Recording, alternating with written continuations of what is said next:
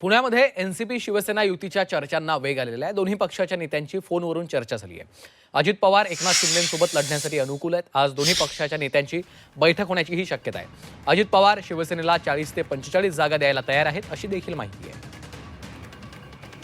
निलेश खरमरे आमचे प्रतिनिधी सध्या फोनलाईनवरून आपल्या सोबत आहेत। निलेश, आपण पाहतोय अजित पवार हे एकनाथ शिंदे यांच्यासोबत लढण्यासाठी आता पुण्यामध्ये अनुकूल असल्याचं चित्र आहे। काय अपडेट्स आहेत?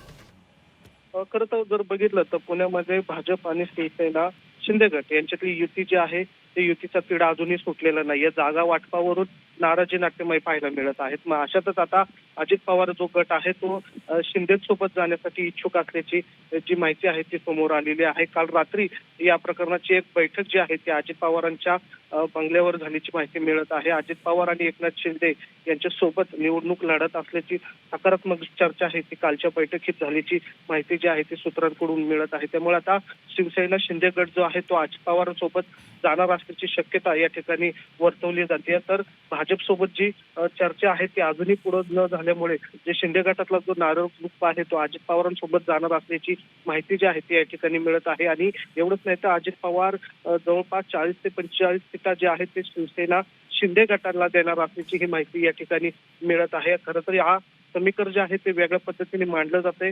त्यामुळे आज दुपारी याबाबत दोन्ही पक्षाचे नेते जे आहेत ते पुन्हा एकदा भेटून या चर्चा करणार आहेत। त्यामुळे आता पुण्यामध्ये अजित पवारांसोबत राष्ट्रवादी आहे आणि त्याचबरोबर शिंदे गट ही जाणार असल्याची शक्यता आहे ती आता या ठिकाणी वर्तवली जाते। अर्थात आता दुपारनंतर याबाबतची जी माहिती आहे ती समोर येईल। मात्र या ठिकाणी दोन्ही पक्षाचे जे नेते आहेत ते आता चर्चेला सकारात्मक असल्याचं या ठिकाणी पाहायला मिळते।